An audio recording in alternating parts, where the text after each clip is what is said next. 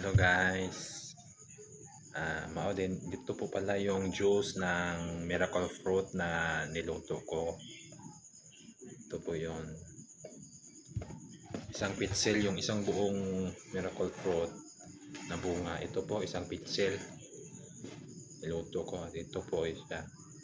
Ito po ang ano niya. Inumin ko ito guys. Madami daw benepisyo to. Ewan ko kung anong ibang health benefits to, hindi ko alam. Inumin ko ito guys.